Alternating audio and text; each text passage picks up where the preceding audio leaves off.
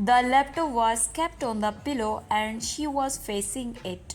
One hand supported her chin and the other was on the laptop's touchpad. Her long black straight hair covered her back and her big black almond-shaped eyes glistened like moonlight. She quickly clicked 2 or 3 buttons. She casually put her hair behind her ears while waiting for the page to load. Finally, when the page loaded, she opened her eyes wide and stared at the screen in disbelief. She quickly sat up and grabbed her phone, which was placed on the side table. The calmness of the night was disturbed by the pressing of the buttons. She waited for the other person to pick up the call. As the call went through, she started chirping joyfully. "Hello Zara, how are you? Hope you didn't sleep." Haya speaking. As the call went through, she started chirping joyfully. "Hello Zara, how are you? Hope you didn't sleep." She waited for Zara to reply and then continued. "Forget everything, Zara. I have huge news and I know you won't believe me." "Oh no, it's not regarding our bhai's marriage. Guess what is it?" "Oh no, I am not getting married." "No, Iram is also not getting married." "Seriously, Zara, is this all you can come up with? Now listen to me carefully. Do you remember the Erasmus exchange program that we had applied for? Can you believe it, Zara? The European Union has elected me for the scholarship." Zara's scream could be heard in the room despite the speaker being off. "I am telling you the truth. I just received the mail a minute back at around 9:30 p.m. You should also check immediately." She held the phone in one hand, switched off the laptop with the other. "No, not Spain, Diestos, but Turkey has selected us. I've seen online Sabachi is a beautiful university." She kept quiet and looked at the closed door of her room and continued speaking. "There is one problem and we cannot let our families know about it. Girls are not to wear headscarves, not tell them about this. We don't wear scarves anyway." Just then she got alarmed when she heard the sound by the window. The windows were covered with thick curtains, but the window was open. She thought she must have misunderstood and ignored it. "Dad has never forced me to wear a scarf or cover my head, but Iram wears scarves while leaving her home. Taya Furkan is a bit strict, so permission is not a problem." Dad was against Spain, but Turkey is different. Seven Popo stays there. "Besides, my dad completely trusts me." She listened to her friend for a while and then replied, "Not tomorrow. The our bhai's mehndi is tomorrow. You're coming, right?" "And yes, Iram and I are wearing lehenga. All the cousins are excited. After all, it's the first marriage in the family, okay? You should go and check your mail. It's pretty late. I'll go and sleep too." She said her goodbyes and tossed away her phone on the pillow. She then got up and walked towards the lounge. It was pretty dark. She was wearing a full-length black shirt and black trousers, because of which she looked even taller.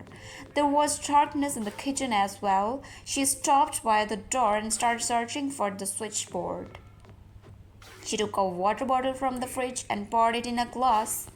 Just then she noticed a white bouquet on the counter. Haya lifted the bouquet, closed her eyes and took a deep breath. The roses were fresh, like they have been plucked recently. She was wondering who must have kept it over there. She lifted the envelope and turned it. There was her address, and above it was written Haya Suleman. The sender's address was not written.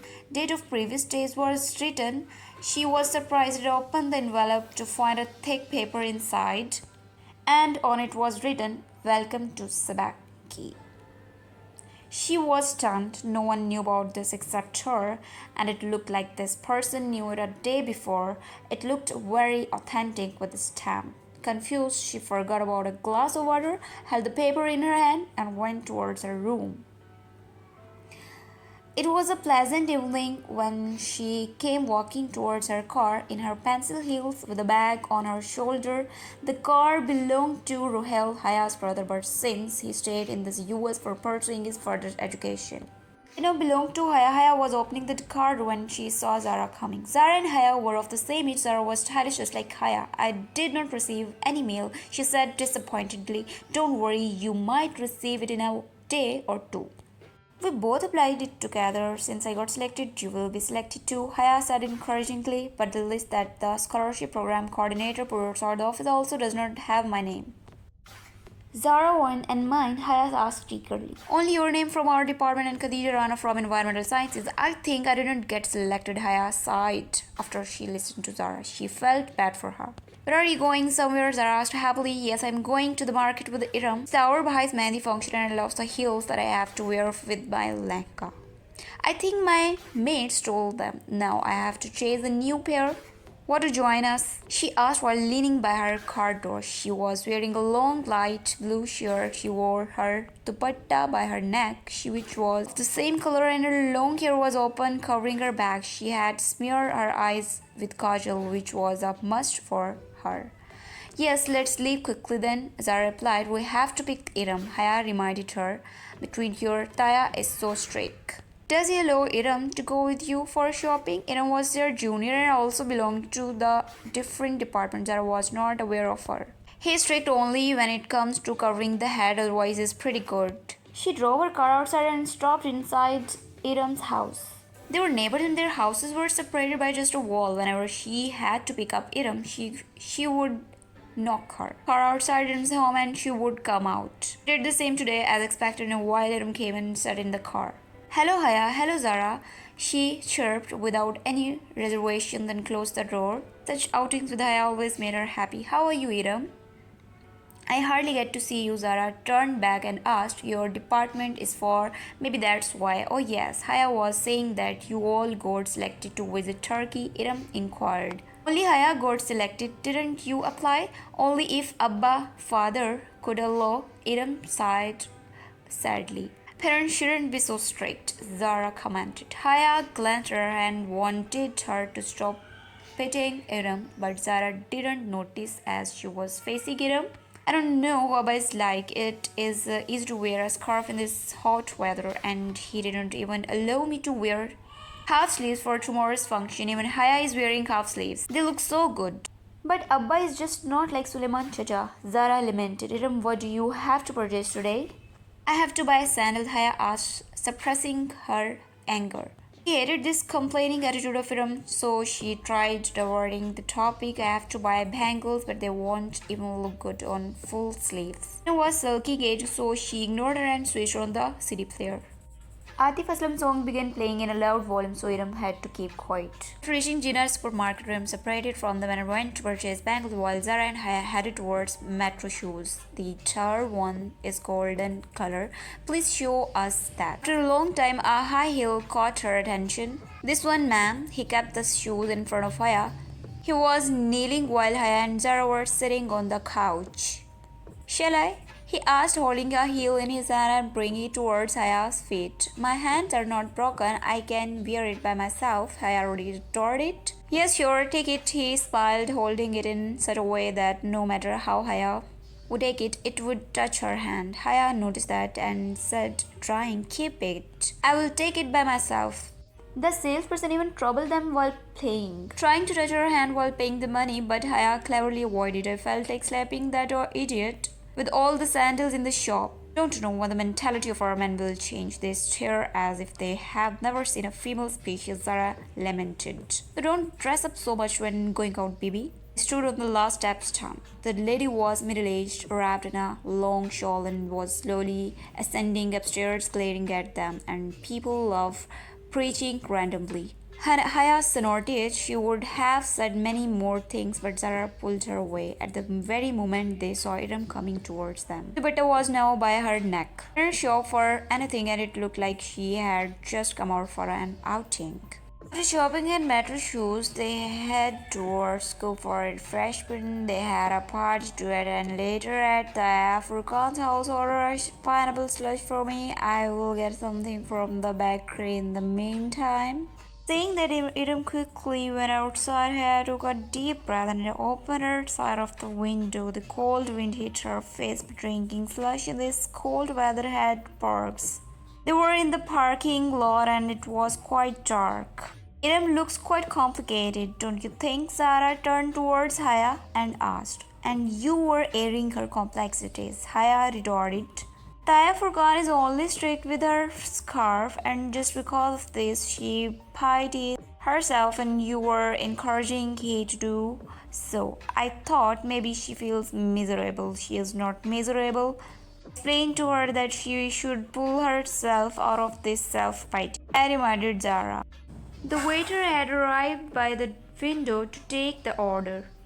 Do you remember that last year the university had decided to take us on a trip to Turkey, but in the end the entire program got cancelled? Haya said after placing her order. I was so disappointed that I never thought I would get to visit Turkey.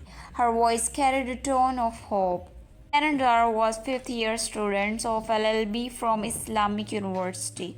The student exchange program was a part of the 7th sem. She had applied for Turkey and Spain, but finally she was selected for Sabancı University. After completion of the 7th semester in February, she had to visit Turkey for return and complete the 8th semester. It is so much fun. Haya, if you find a romantic, handsome traveler with you, your journey will become so beautiful. I'm not going to find anyone like that because only 2 girls are traveling from Pakistan to Sabancı and we study in an all-women's university. That Khadija Rana who is going with you. Have you spoken to her? The waiter knocked on the window and Haya got startled. No, I don't even know who Khadija Rana is. I wonder who she is. She handed one to Zara. Turns on the dashboard and slowly drank from her glass. She forgot to close her window. Just then Zara's phone rang. Hello Amna, Motherji. What? I can't hear you. Give me a minute. She held her glass and left the car, trying to get a signal. Haya watched Zara as she went towards a tree while talking on the phone. My lady, someone said. Suddenly she became startled and a bit of truth fell on her clothes. Through the open window, she saw that someone was standing, face full of makeup, glittery eyeshadows, a wig of red hair tied into a bun. Shiny clothes. That person wasn't a woman, but it was not even a man. How are you? Haya got scared and tried closing the window, but his hands were on it. Don't be scared, Bajiji. I'm your friend. I'm called Dolly. Move, move, go away. She could smell the cheap perfume the Nook was wearing and she felt suffocated. Listen to me. He further bent down, but Haya splashed the cold slush on his face. He suddenly moved back and she quickly closed her window. Listen to me. He was smiling and cleaning his face while knocking at the window. Because the window was closed, she could hardly hear him, and now he was singing a song. She quickly started her car and went towards the bakery. She turned to see if the Nook was following her, but he was standing there looking in her direction. He had even stopped singing. He was looking deeply at Haya and she felt scared. After this too, she got restless. She turned back to see if he was still there. He was standing and still looking at her.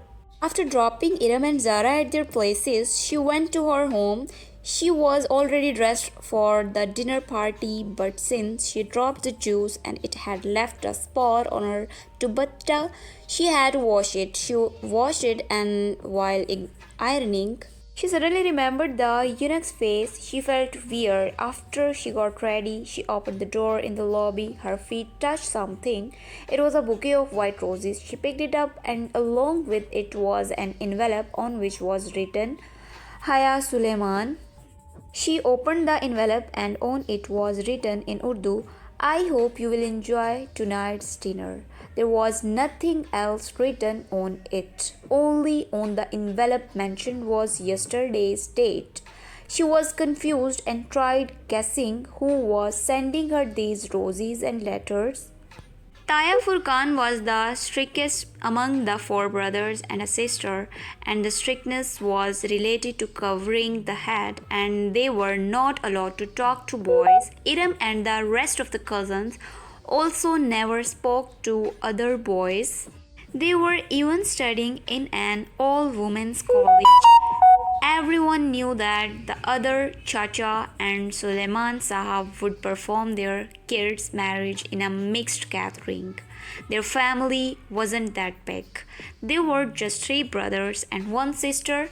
Taya Furkan was the eldest. Dawar, Farooq, and Iram were his kids. Suleiman Sahab was after Taya Furkan. He had a son and a daughter, Ruhail and Haya. Ruhail had gone to America for his studies. Zahid Chacha was next. He had two twins, Mehwish and Sehrish, and a son, Raza, who was an engineer, and the youngest daughter, Sana, was doing her O levels. All the cousins had gathered around and were enjoying themselves. Hello everyone. Haya entered and everyone went into a trance after looking at her.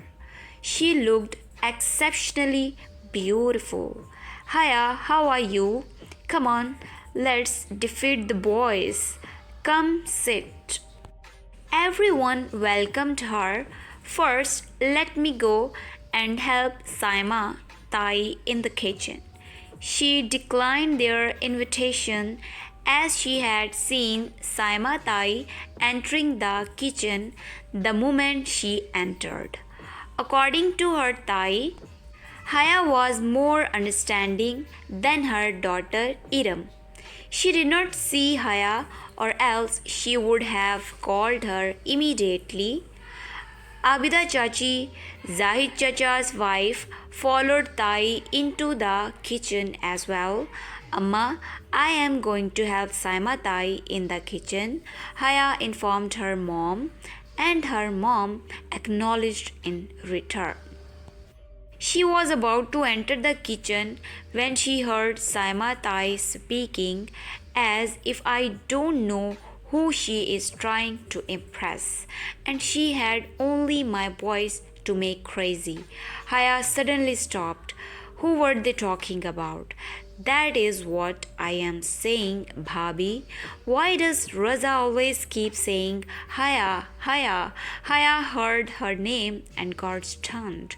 The last time we went to Suleiman Bhai's house, she was so stylishly dressed. Since then, Raza has been pestering me to ask for her hand, Abida Chachi was saying angrily. This girl knows how to attract young men, Abida. It was so difficult to convince Dawar said that she is not the right girl. He was very adamant that he wants to marry only Haya. But when Furkan said, we don't want to spoil our akhira by getting that beparda who don't observe well, covering head and free thinking girl in our family, that is when he got convinced. And now this Farooq. What do I do about this boy? And now she will come to trap my boy and he will again start arguing for her. Now look at my daughter Iram. She never dares to leave her house without covering her head. Saima Tai was saying all this and she was standing by the wall dazed. She thought if she heard any further, she would lose control. So she turned away to return to the function.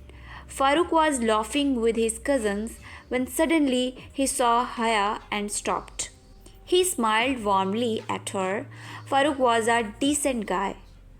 But the question was not about his decency or Haya not taking her veil. The real thing, everyone knew about it.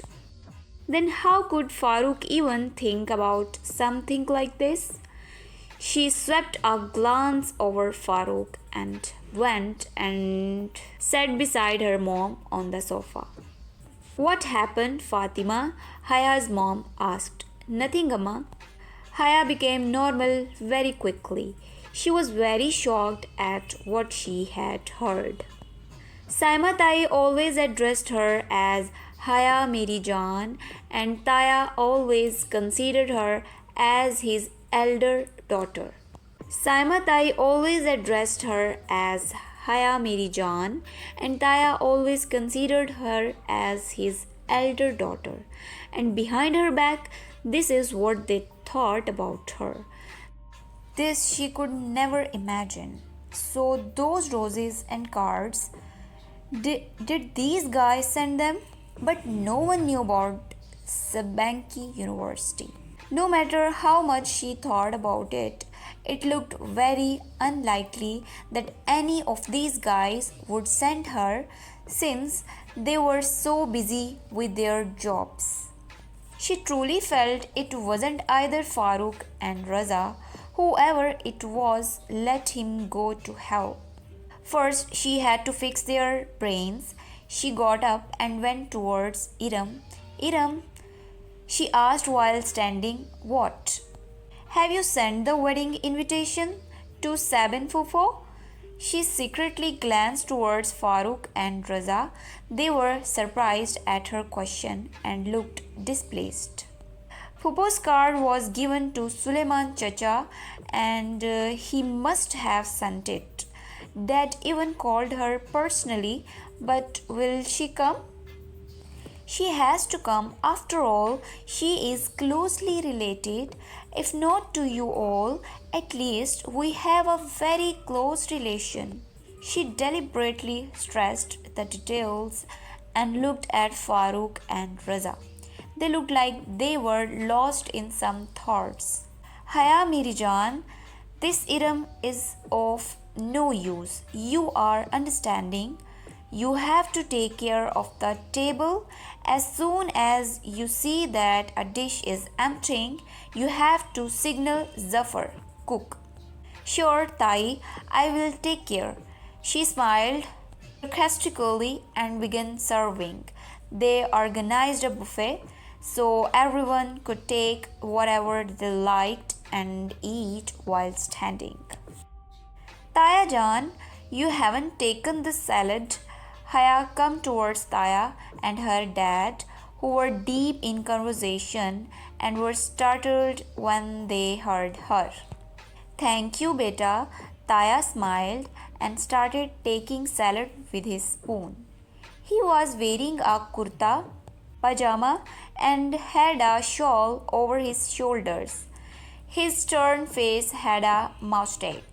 Opposite to his looks, Suleiman Sahab was clean-shaved and dressed in a suit. He looked quite handsome and smart. Abba, you too have some.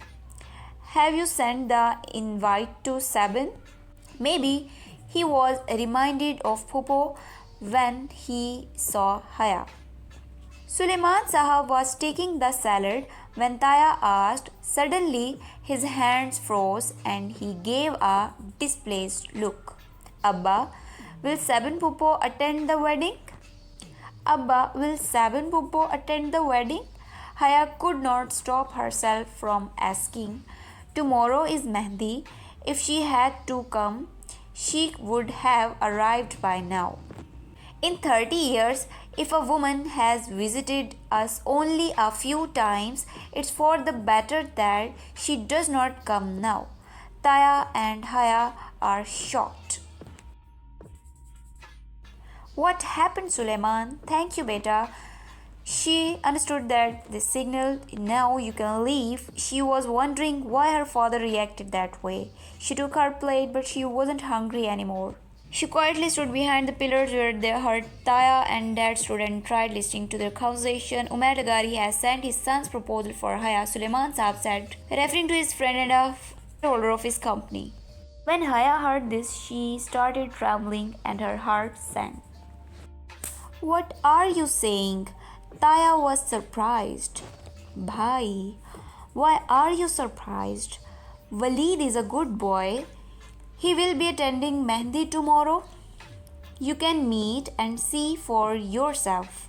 In fact, I am thinking I will ask Haya and say yes for this proposal. But Suleiman, how is this possible? Why is it not possible, bhai? How can you get Haya married like this? I am her father.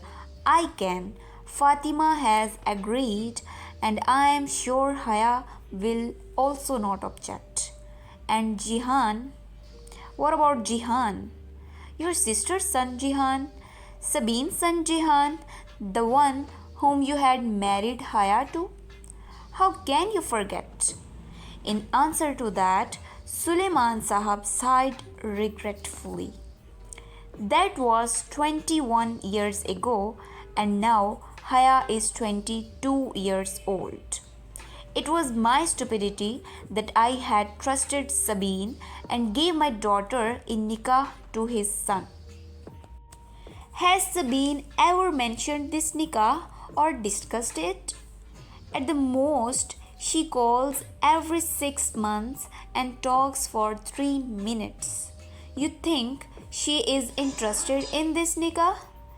But Sabine, because of Sikandar, you know how that person is.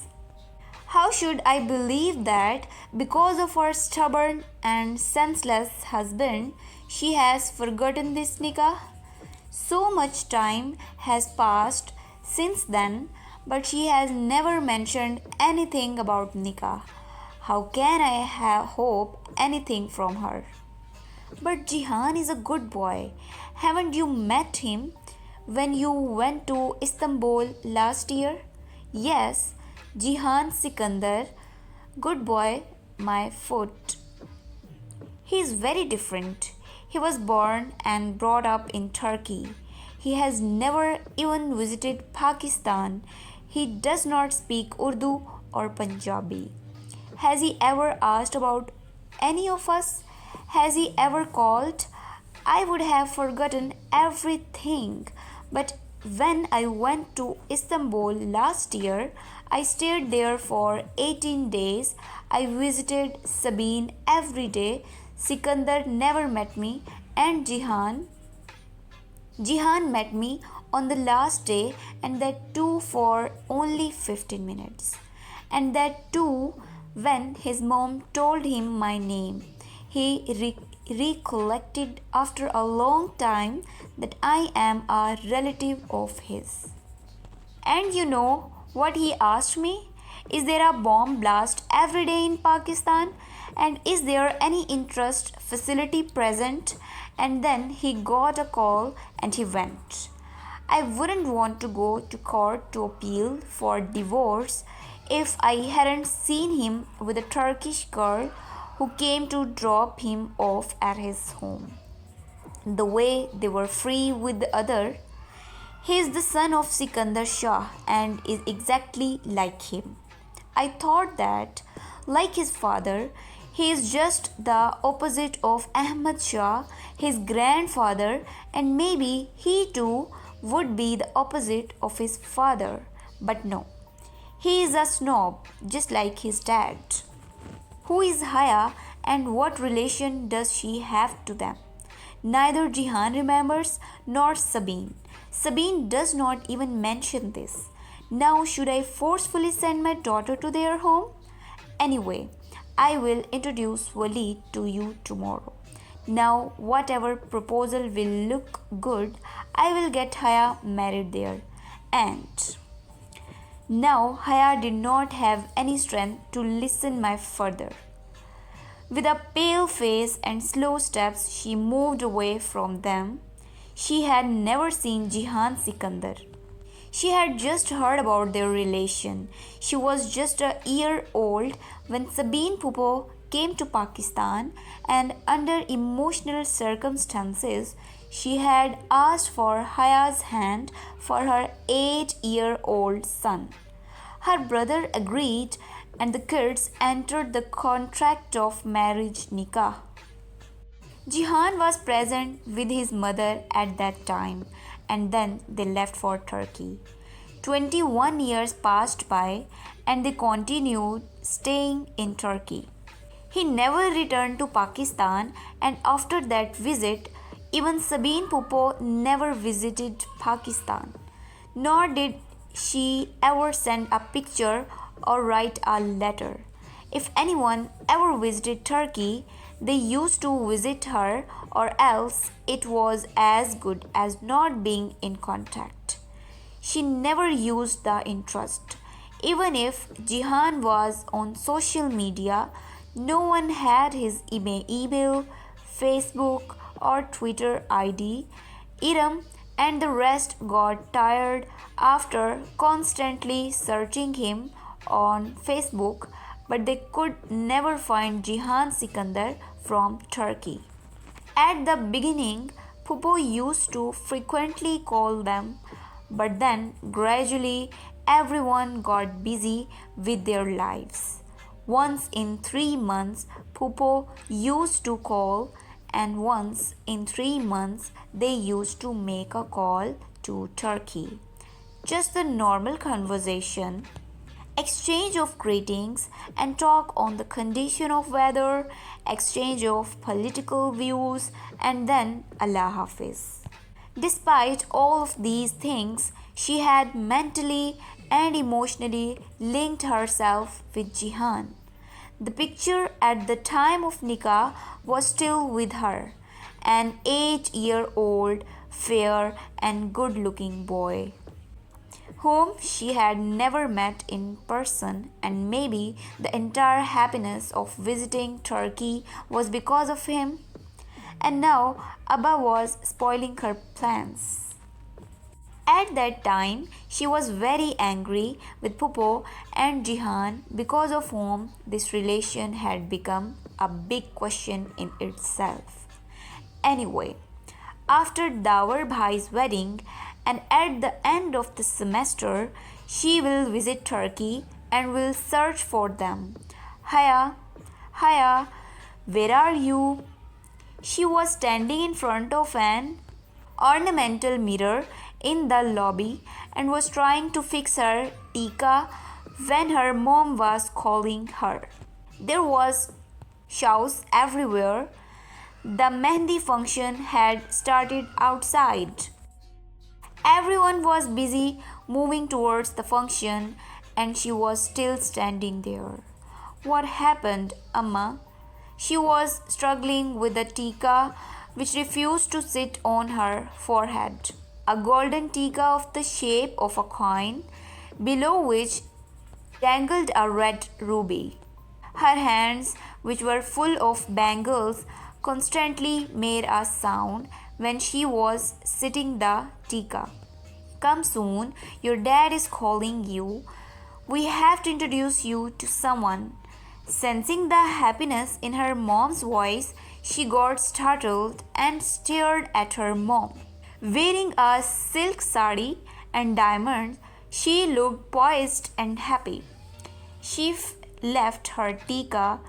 Her heart started palpitating. Did Pupo arrive? And her arrogant son? Where is Abba? With her heart beating loudly, she followed behind her mother. They saw Suleman Sahab standing near the gate, and with him was a young man on whose shoulders he was resting his hand and saying something. In front of them stood an elegantly dressed man and a decent woman. She slightly lifted her lehenga from both ends and walked towards them. This is Haya, my daughter. Suleiman Sahab smiled and held her by the shoulders. Assalamu alaikum. She slightly bent her head and greeted them. Walaikum assalam, beta. They were curiously looking at her. She was wearing a dull golden lehenga and heavily sequined blouse. The sleeves of the blouse were shorter than half. Small golden pearls were dangling from the sleeves. She wore her heavy sequined dupatta near the neck. Her hair was, as usual, straight and falling behind her back. Along with the tika, she was wearing golden jhumkas, and after applying minimal makeup, her already soft and fair skin glowed further. She lifted her eyes, which were filled with kajal. They were curiously looking at her. And Haya, this is my friend Umair Lagari. This is Mehnaz Bhabi, and this is their son Waleed. Her heart fell burdened. Tears started welling up in her eyes, but she controlled herself. Nice to meet you. That guests are arriving, and I had placed the rose petals there. Everyone is probably looking for me, so yes, you should leave. Go and enjoy. Suleiman said, let her go. She apologized, smiled at them, and walked towards the gate. After coming outside, she wiped the corners of her eyes and turned back and saw them before leaving. There was an empty plot beside their house on which a tent was placed for the Mehndi function. Every corner was decorated with strings of marigold and jasmine flowers. The place was brightly lit up. The gathering was separate section for men and women. Well, on the side of women, men from the family could come and go. There was a DJ along with the music system, and the movie maker was roaming with his camera. Wearing a silver sequined lehenga, Iram was also busy. The DJ, movie maker, and people serving refreshments were men, but this was a function, so what was the point of covering the head? Haya, shall we start the dance? Iram adjusted her lehenga while walking towards her. After carrying out every kind of custom, dawar was sent. Yes, you get the song ready. And who is this? She was busily talking with Iram. She was suddenly shocked. A girl was meeting with a woman seated in the first row. The girl was wearing a black abaya with a stole on her head. That was an all-women's gathering, but the strange thing was she covered her face with her stole. Only her forehead and eyes were visible. She had beautiful eyes. It looked like she was smiling and talking to the elder woman. Who? Iram turned and saw behind. She took a deep breath and turned back again. That is Alien. Who? Haya was perplexed. Alien. Arey, it's Shaila Bhabi, completely aloof from the world. She has built a separate wall around herself. Just to garner attention, she attends the function in abaya and niqab. In a woman's gathering, who is she observing parda from? Yes, true. She is very strange. Shaila Bhabi was the wife of one of their second cousin. She was married just a year ago. The DJ had set the song. Everyone was enjoying themselves. They forbade the movie maker from shooting their dance, and after that they started started dancing. One looked like a golden fairy, while the other looked like a silver one.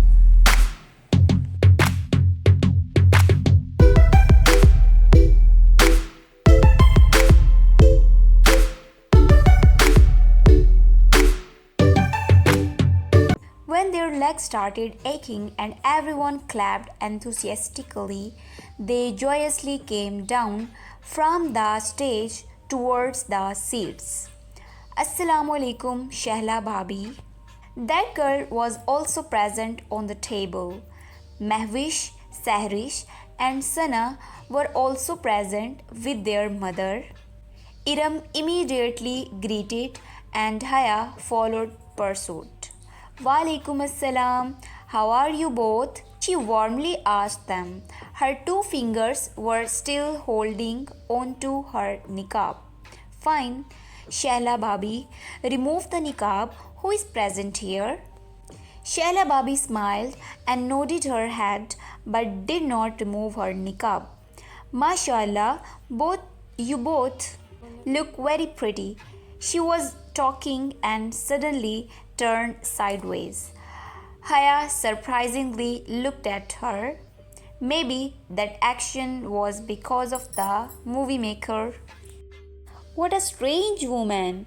Why is she so distrustful of us? It's a family movie. It's not like we will show it to any outsiders. Haya murmured angrily. Then she excused herself from there. Abida Chichi was also present there. After listening to Saima Tai and Chachi's conversation, she wasn't hypocritical enough to talk pleasantly with them. Where was Amma? Who can she ask if Sabine Popo has arrived or not? Or is she even coming? She was restless and confused. Then she walked towards her home. She picked the diary that was placed alongside the phone. After dancing, her feet were aching in her sandals and she rested them on the marble floor. She landed on the sofa with a thumb and began searching Sabine Popo's number in the diary. She had never called her before like that. But today, she had lost all her patience. She finally found the number and dialed the number from her landline. The bell was ringing on the other end. Her heart started beating frantically. After the fifth ring, the call got through. Hello, a man's voice could be heard on the other end. Assalamu alaikum. She wet her dried lips. He replied in a foreign language. I am calling from Pakistan. She replied hurriedly in English. Who from Pakistan? He asked in English. Her eyes filled with tears. I am Sabine Sikandar's niece. Please pass on the phone to her. She has gone till Johor. Let me know if there is any message to pass on to her. He replied busily. Now, what is this Johor? She had no idea. That isn't Sabine Popo visiting Pakistan for Dawar Bhai's marriage? No, she is busy. Maybe he was ending the call. She suddenly asked, You? Who are you? Her son, Jihan. And he ended the call. With wet eyes, she stared at the receiver and smashed the receiver on the handle. She wiped away her tears and started wearing her sandals. She fixed her makeup, which got spoiled because of her tears, and walked outside towards the gate. Zafar was coming towards her carrying a white bouquet of roses. She got startled and walked towards him. What is this, Zafar? Oh, you are here? A courier man has given this for you. Zafar passed on the bouquet and a closed envelope towards her. Zafar was a servant at Taya Furqan's for the past 7 years. Taya had gotten him from the village. When he arrived, he used to speak Punjabi, and for the past 7 years, he has been trying to speak Urdu but failed. Now, he used to speak a mix of Urdu and Punjabi. Okay, you may leave. She held the bouquet under her hand and started opening the envelope.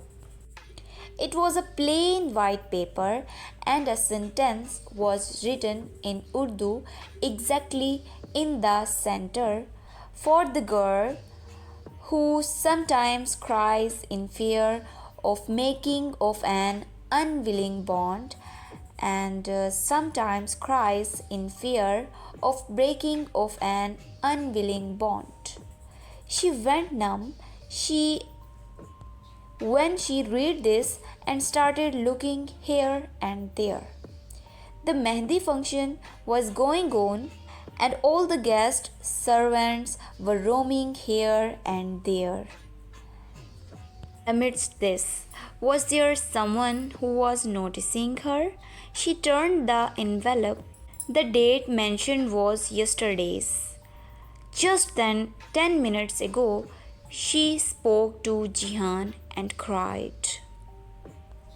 The recent unwilling bond, and an hour ago she met Waleed and his parents, fear of making an unwilling bond. Who was this so well informed about her whereabouts, and how did that person know she was going to cry twice? She was terrified and constantly kept reading the matter. As Abba left, she closed the perfume bottle and kept it on the dressing table. On hearing the car horn and opening of the gate, she took her mobile and purse and ran outside. For quite some time, her door was closed and she was getting ready for the barat. Fatima Begum, her mom, knocked at her door at least 10 times and reminded her to hurry up. They were already getting late. Suleiman Sahab had to arrive early to look into the arrangements. They were aware that Haya would run late. The porch was empty. However, noises were coming from Taya Furqan's house. Looked like there were some people still left. Should she call Abba or wait at Taya Furqan's place and ask for a lift? She was immersed in these thoughts and turned back to go inside the house when she heard the honking of a car at the gate. She stopped and turned to look at the car. A black, shining car stood at the gate. The headlights were quite bright. Haya's eyes were blinded by them. Reflexively, she put her hand on her forehead and shaded her eyes. Reflexively, she put her hand on her forehead and shaded her eyes. She tried looking through them when suddenly the bright lights went dim and the face of the person sitting in the driver's seat was revealed. That was Waleed Lagari. His dad was sitting in front of with him, and behind in the passenger seat was his mom. Assalamu alaikum, Haya. He opened the door and came out and gently smiled at Haya. She was standing in front of the car with dim headlights shining on her, wearing a deep red-colored squint, sleeveless frock that touched her feet and with that fitted chudidar pajama of the same color. But they were hardly visible because of the length of the frock. Golden dupatta was by her neck, and hanging from her ears were long danglings that touched her shoulders.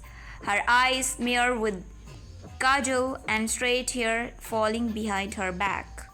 We are not sure about the direction of the marriage hall. Is uncle still here? He was looking at her with interest and asking. She hesitatingly moved forwards, ignoring Waleed, and stopped at Lagari Sahab's door. Uncle, I have to go to Paradise Hall and Abba has left. I didn't even realize it. She was genuinely worried. Oh, so your chacha and all? They had left even before Abba. Wait, Abba must not have gone far. I will call him back. Why should he come back? It's a must that he reads early. You come with us, beta. Even though we are going there anyway. Yes, beta, come. Mrs. Lagari opened her side of the door and moved inside. She stood there in uncertainty if she waited for Abba to come back and take her. She would have missed half of the function, and if she left with them, Abba wouldn't mind. She was sure of this. Oh, okay. Hesitating, she moved towards the back seat. So, what does our daughter do? Mr. Lagari asked her, when did I become their daughter? I am doing LLB honors with Sharia and law. That means you are an Islamic lawyer? Yes. She faintly smiled. Why were these people talking with her so affectionately? So, how is this subject, Sharia and law? Umair Lagari, continuing the conversation, said, because I am an engineer by qualification. I initially found engineering to be difficult, but it later became easier. Sharia initially looked difficult, but I later got used to it. All three started laughing. So she realized she shouldn't be unnecessarily frank with them. Haya beta, do you plan to practice after getting married? Because my uncle and your uncle don't believe in forcing in these matters. From choosing the field of study of deciding a career, we have always given our children the priority to decide. Even Waleed has no problem with his wife working after marriage. Mehnaz was saying she was perplexed and was staring at her. Had the situation gone this far, or were they sure that Abba wouldn't reject them? Dejectedly replying in yes and no, she finally relaxed when she saw the light of the function hall. Thanks for the lift, uncle. She came out of the car with her uncle and auntie. At that moment, Lagari Sahab received a call and he excused himself. Mehnaz followed behind. Haya, listen. She was about to leave when Waleed called her.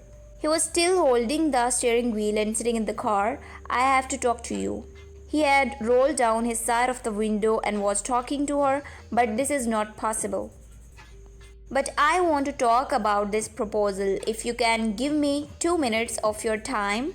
Saying this, he opened the front door of the passenger seat. A light bulb shone in her mind. This was a good opportunity. She will inform him about her Nikkah and finish this matter immediately. The stick will not break, and this 6-foot snake will also get away of her way. Okay, but there are relatives here. Don't worry, I will take the car on the back side. Sit down. Very reluctantly, she sat down. This was the first time in her life when she had sat with an unrelated man like this. If Abba found out about this, his open-mindedness would evaporate immediately. She had the freedom to wear anything, no compulsion on observing the hijab, but befriending boys without any restraint.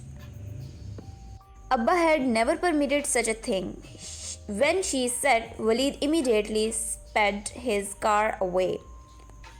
Whatever you have to talk about, quickly say it. Then I also have to talk about something.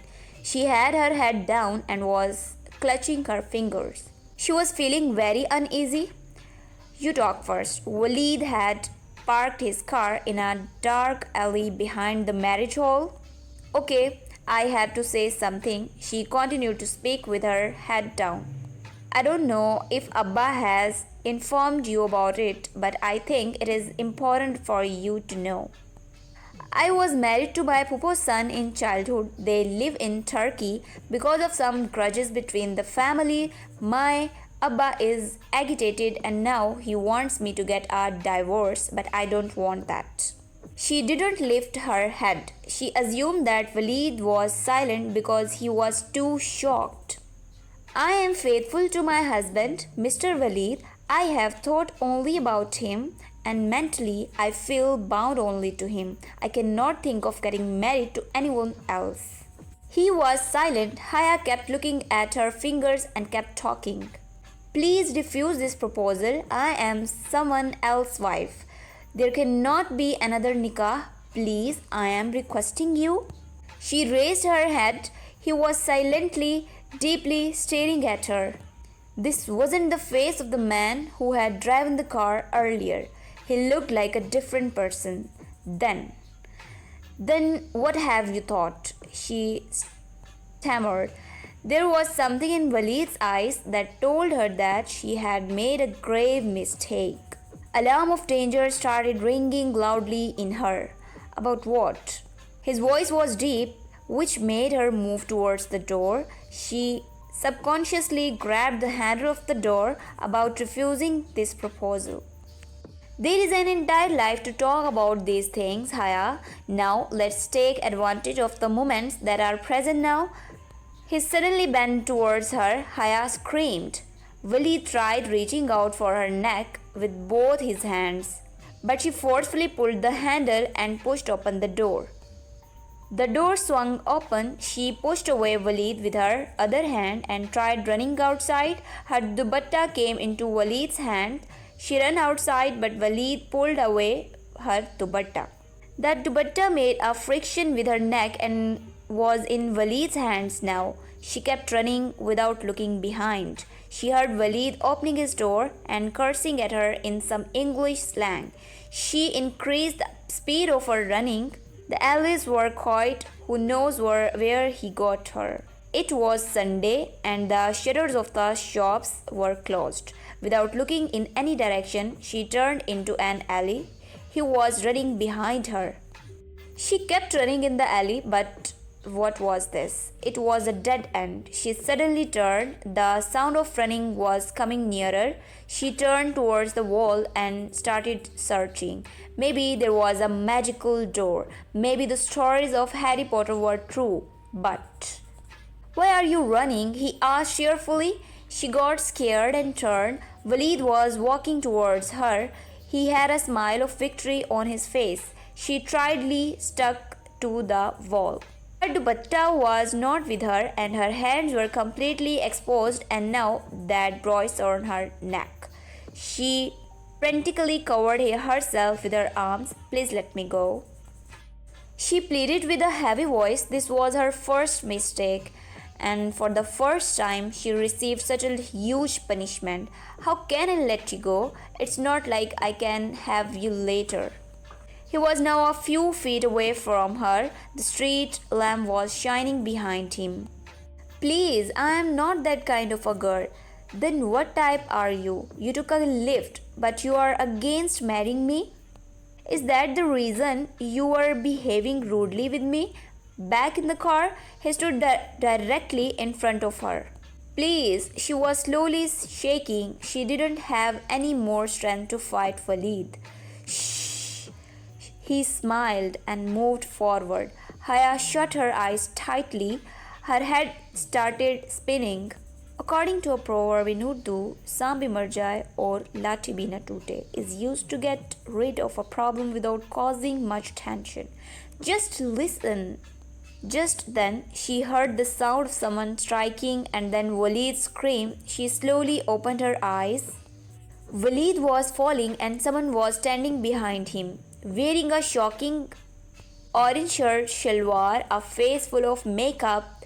That day's eunuch, Dolly.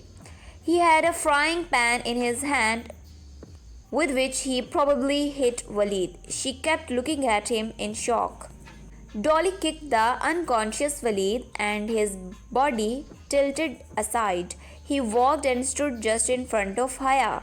He was staring angrily at Haya with eyes that were layered with thick silver eyeshadow. She held her breath and kept staring at him.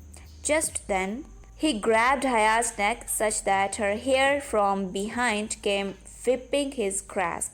There were hairs between Dolly's hand and Haya's neck. Still, she could feel the roughness of his hands, but no voice could escape her lips. Grasping Haya's neck like that, Dolly jerked Haya forward. She suddenly coughed, but Dolly did not loosen his grip. He caught her like that and kept pushing her forward. She stumbled while walking. They reached the entrance of the alley and then turned in the opposite direction. They reached the backside of the marriage hall. He kept pushing Haya from behind while walking till they reached the gates and jerked her away. Haya felt like a rough collar had been released from her neck. She turned and watched Dolly with tears in her eyes. She was still looking at Haya with a piercing gaze. Tears started rolling down from Haya's eyes. She thought she had lost her voice. Just then, Dolly removed the shocking orange dupatta from her around her neck and threw it at Haya. It landed on her head and slipped through her silky hair and landed on her shoulders. Dolly stared at her with piercing eyes and whispered, "Behaya." His tone was piercing. He turned away. She kept looking at him with tears in her eyes. She was startled when the orange dupatta slipped from her shoulders and fell on her feet. She bent down to pick it up. Silky, bright, shocking orange dupatta, which was decorated with cheap golden stars. She wouldn't even give her maid this kind of dupatta, but today she carefully wrapped herself around that dupatta so that she wouldn't be recognized and moved towards the entrance of the gate on the back side. Instead of entering the hall, she entered the bathroom and fixed her appearance. Her kajal had smudged because of her crying. Even her hair was messed up. Mobile was in her small clutch, which she had tightly held in her left hand. Thankfully, inside the function was at its peak. The groom, bride, cousins, and other relatives were all smiling at each other's company. Sonia Bhabhi was looking very pretty, and even Bhai looked good. Iram was wearing a blue-colored frock and happily moving around here and there. In principle, she should have been present there, but now she was not in the state of mind where she could walk further, so she settled down somewhere behind. Behaya, Behaya, Behaya. Dolly's words kept on banging on her mind like a hammer. She was not shameless. She had never sat alone with a man before in a car. This was the first time she had committed this mistake. Then her head started acting the moment she thought about it. Midway through the function, she excused herself, citing illness, and left her home. A few days had passed since Dower and Sonia's wedding. It was very cold this morning. December was coming to an end, and the wind made one tremble in the cold. She was on campus and looking at the list stuck on the door of the scholarship coordinator's office. According to the Erasmus Mundus exchange program, only two girls were going to university, Haya Suleman and Khadija Rana. Whoever is this Khadija Rana? She was thinking while rubbing her cold hands. Her nose had turned red because of the cold. On a long shirt and trousers, she was wearing a stylish long sweater. She was standing in front of the door when suddenly someone called out, "Excuse me." She got stunned and turned around. A girl was standing behind her, bag slung on her shoulders, a diary and pen in hand, and huge glasses on her eyes. She didn't know her by name, but she had often seen her in the university. She somehow didn't have a liking for this girl. Whoever is this Haya Suleman? Behind her glasses, she squinted her eyes and said absent-mindedly. Haya looked at her sarcastically from head to toe and then, in a distant tone, said, "That's me." "Oh," she replied, almost hiding her aversion. "I'm going to Turkey with you, Haya. I am Khadija Rana. My friends call me DJ. But since you are not my friend, you should just call me Khadija. Only my friends call me Haya. You can call me Miss Suleiman." She said that and turned to leave. She felt this Khadija Rana was stupid and strange. No wonder she didn't like her to begin with, but it turns out Khadija had the same feelings toward her. As soon as she entered the house, Zafar came running towards her, panting, Haya Bibi, speak already, she replied angrily while locking her car. Iram Bibi is calling you. Everything okay? Does not look alright. She is crying a lot. She got startled when Zafar whispered, Okay, I will go. Please keep my bag inside. She straightway went towards Iram's house through the gate built in the partition. Saima, Tai, and Sonia were sitting in the lounge. They were busy examining a heavily worked dupatta that was spread out in front of them. When Haya arrived, both of them looked at her and smiled. Haya, how are you? Where is Iram, Taima? She was looking for me. Must be in her room. Okay, I will look for her. She smiled and went towards Iram's room. The door of Iram's room was closed. She twisted the knob and opened the door. Iram was sitting on the bed. The light from the laptop was shining on her face. Tears were running down in streams. Iram, what happened? Worriedly, she sat in front of Iram. Iram raised her bloodshot eyes and looked at Haya. There was something in her eyes that startled Haya. Haya, tell me one thing. Her crying voice sounded strange. Are we noble girls? I am certain about myself, but your case is doubtful. She jokingly said it to lighten the atmosphere, but Iram did not even smile. No, Haya, we both belong to the same case. Why are you talking in puzzles? What is the matter? Haya, tell me, are we dancers? She suddenly started crying. Iram, she was shocked. Tell me, are we prostitutes? She cried loudly. Iram, tell me, what is the matter? Haya, tell me, are we like this? No, absolutely not. Then, what is this? Iram turned the laptop toward Haya. What is this? She looks at the screen. One video uploading site was open and a video was playing. The caption was written in Roman Urdu. Sharifon ka mujra, noble's brothel. The video was of a marriage function. The place was surrounded by well-dressed women, and in the center were two girls who were dancing. One was wearing a golden lehenga and the other silver. She felt like the entire roof had smashed on her head. No, she stood up. She felt current run through her entire body. What is this? This is the dance of the noble Haya, and we have done this. This is Dawar Bhai's Mehndi video that someone has put up here on the internet. Read here.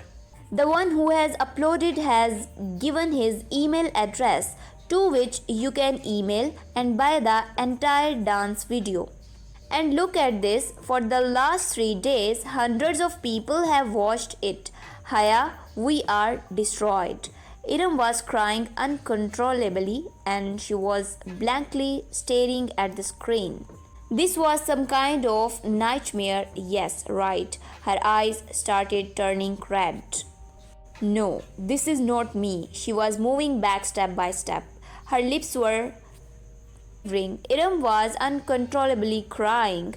I am not a prostitute. I'm a noble girl. She kept walking backward and crashed into the wall behind her. This is us, Haya.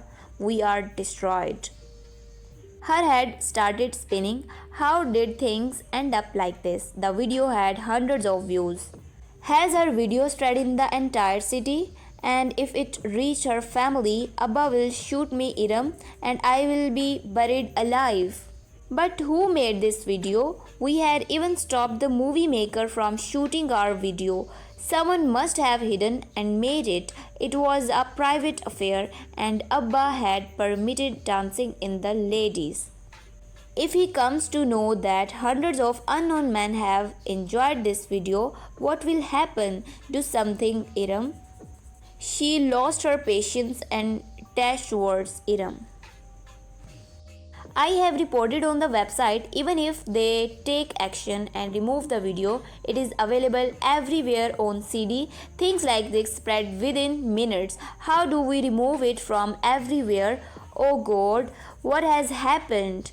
She lost all her strength and slumped to the ground. If Abba or any of our brothers come to know about it, what are we going to do? Iram had locked herself in her room and Haya did the same. She kept thinking till her head hurt, but she couldn't come up with a solution. In the evening, Fatima Begum came to her room. Haya, wake up.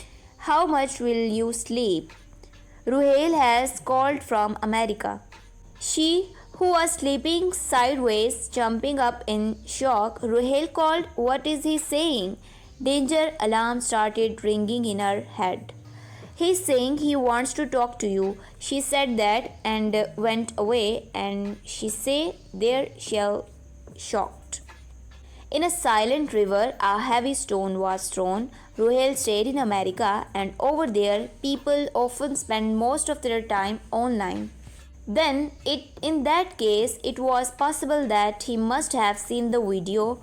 Oh God, what will she do now?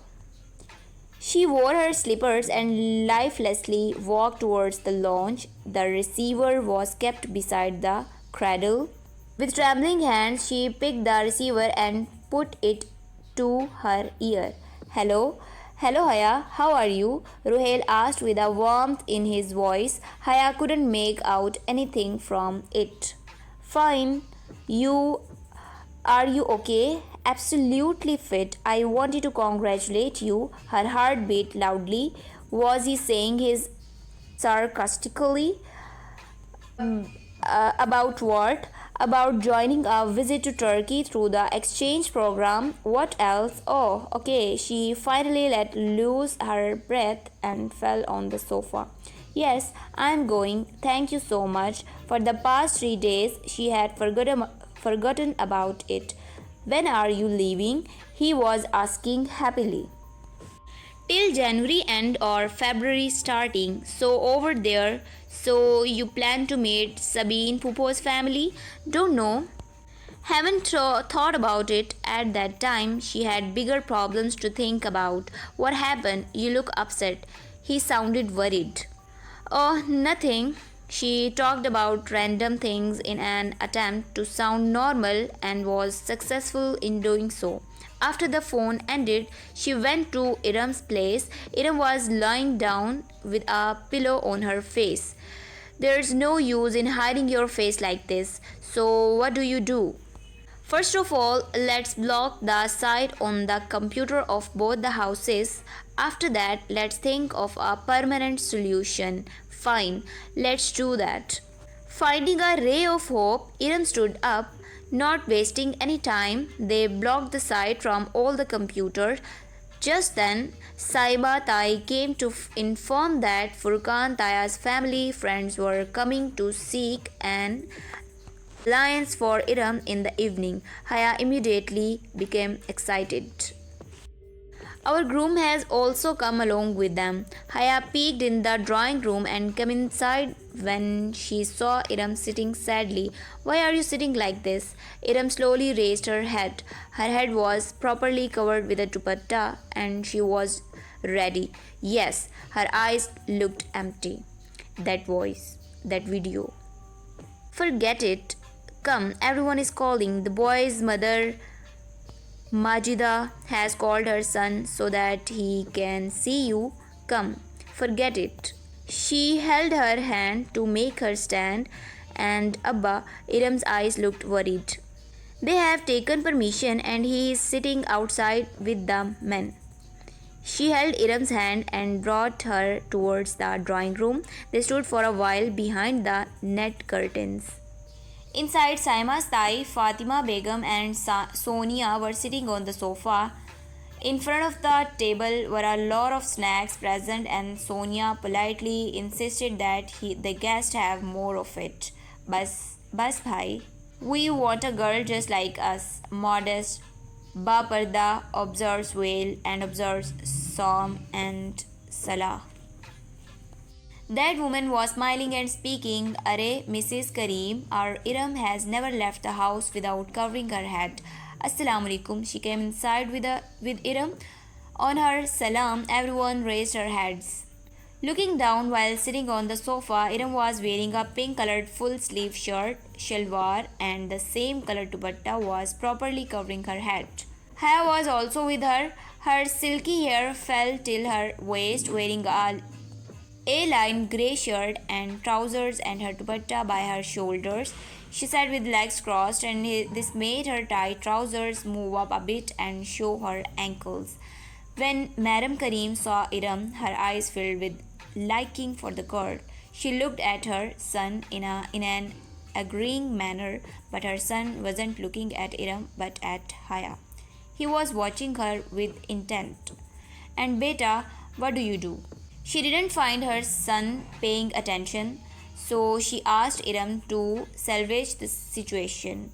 Gee, I am doing masters with English literature, Iram replied while still looking down. Just then Haya felt the boy was constantly looking at her, not admiringly but questioningly, like deducting something. Just then, he took his BlackBerry phone from his pocket and silently started pressing buttons.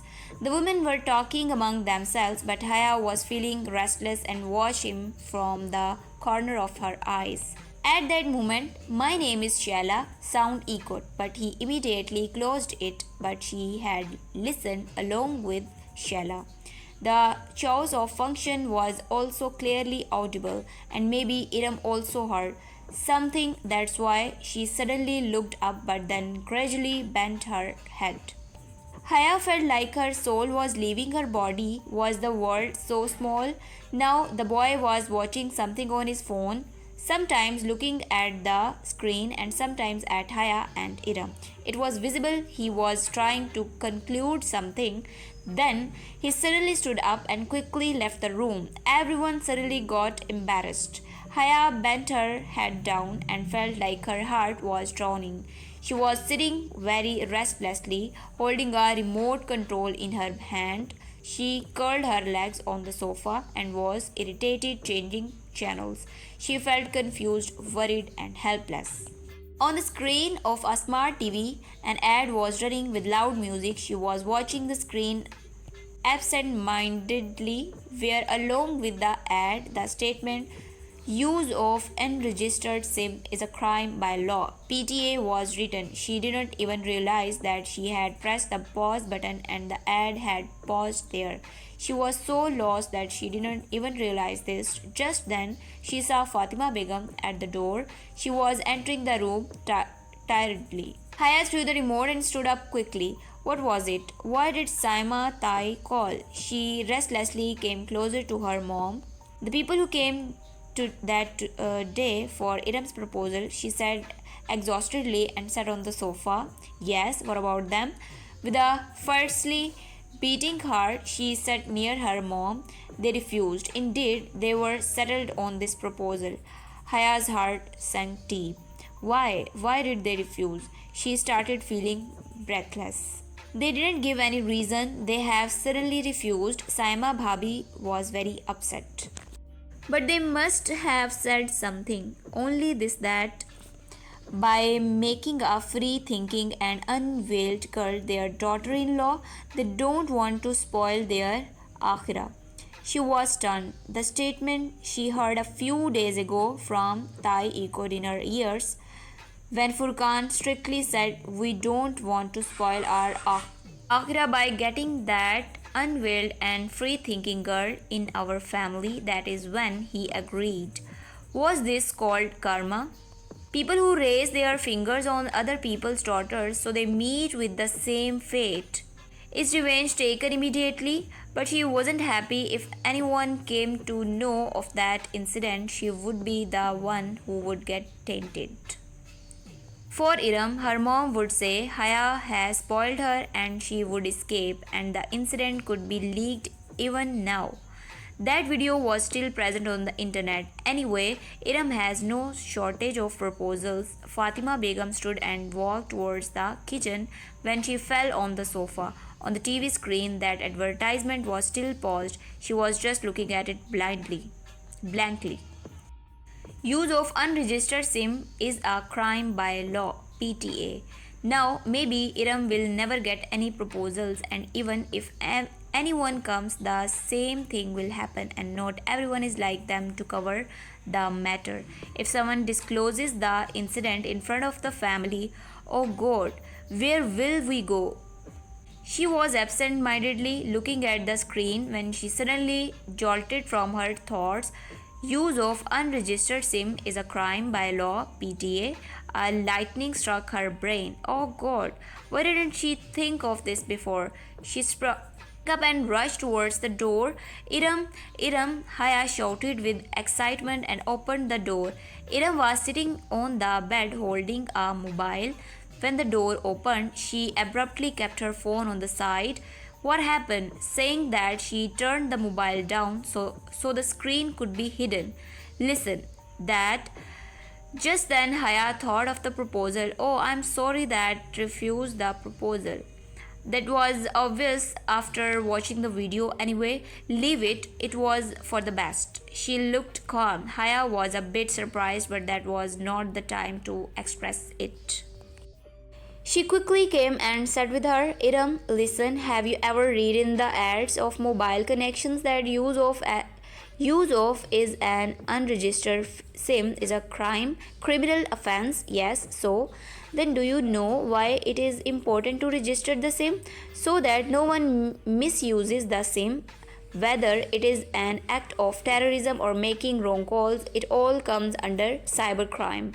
Cybercrime? Iram blinked. Yes, and every cybercrime can be reported to the Pakistan Telecommunication Authority.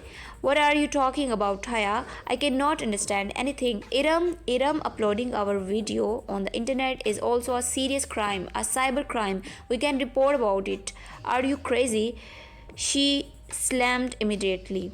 What if someone comes to know about it? They will know if we leave the video online. Since the past 4 days, I am hanging by the nook. Now, this problem has to end. But who will we call? When Iram agreed slightly, Haya immediately took out her mobile. To PTA, you close the door quickly while I will call the helpline of my connection to get their number. Iram quickly ran to close the door while Haya started dialing the number. They quickly found the number.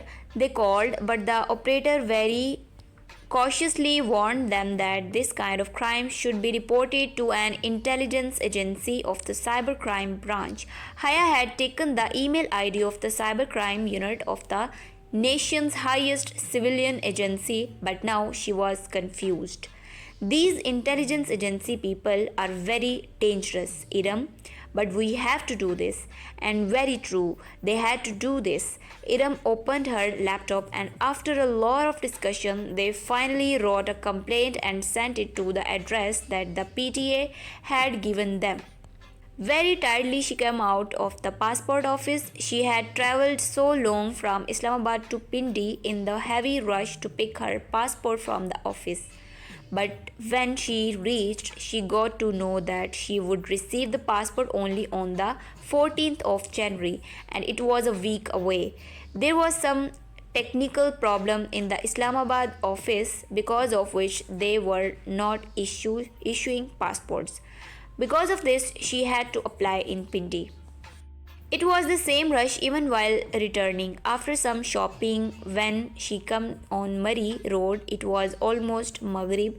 The road was filled with cars and the movement of the cars was slow. She stopped the car at the signal and opened the windows. She was still worried about the passport. Even if she receives her passport by the 14th, it will take a long time for the visa to be processed. The tickets had not arrived yet. But she did have an idea that she had to leave for Turkey in the beginning of February. That means she had just 15 days on her hands, and the visa for Turkey would take longer than that. What was she supposed to do? She was worriedly thinking about this when someone bent down to her open window.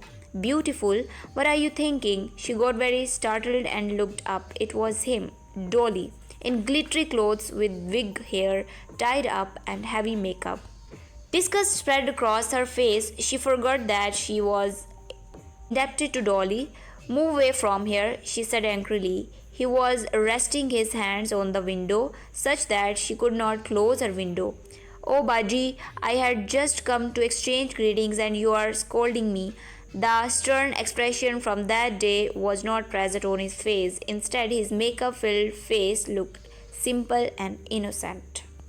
Disgustingly simple and innocent. Move away from here or else I will call the police. She was feeling angry as well as helpless. He could do something inappropriate. Hi Baji, this is the way you talk to Dolly, and Dolly praises you so much that I start getting a headache. She turned her head and saw there was one more eunuch standing by the window of the front seat. Compared to Dolly, this encounter was fairer. However, on the face, even he had applied a thick layer of makeup.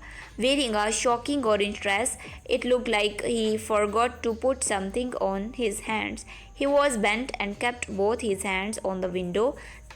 Who are you? Move away from my car. She was drenched in cold sweat. She was alone and the traffic was blocked. There was no policeman present either. This is my sister G, Pinky. She wished to meet you. There was something important that we wanted to talk with you.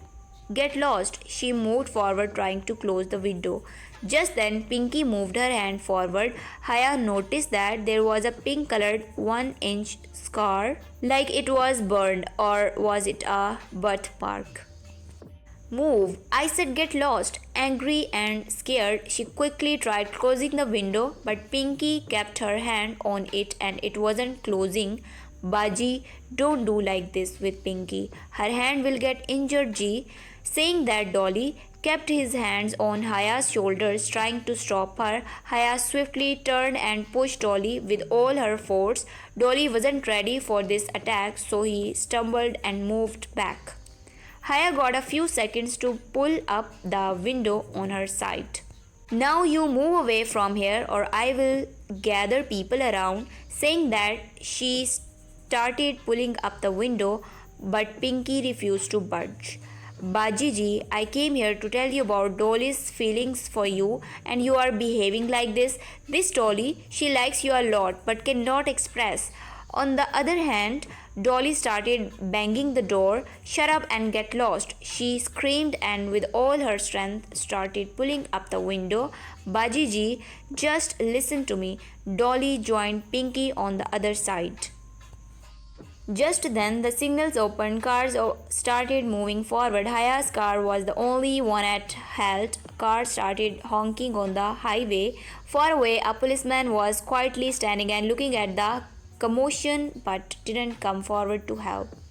Dolly patted Pinky's shoulder and signaled him to leave. Pinky turned to look at Dolly when his grasp on the window loosened. Haya quickly took this chance to pull up the window. Pinky got startled and tried pulling away his fingers, but Haya persistently kept pulling up the window. Pink's fingers got stuck in it. Oh, leave, Bajidi.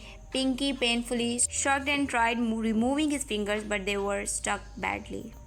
Dolly angrily started banging the window, but Haya kept looking at them with hate and pulled up the window till the end. Behind her, the cars kept honking and many cars started leaving from the sides. Just then, blood started dripping on the window from Pinky's fingers and Haya came back to her senses. Quickly, she pulled down the window. The window went down an inch. Pinky angrily pulled his fingers out. Before she raised the car, she closely examined Pinky's hand. The wrist, which had the mark on that same hand, his forefinger was injured, and on the other fingers a brown line had formed.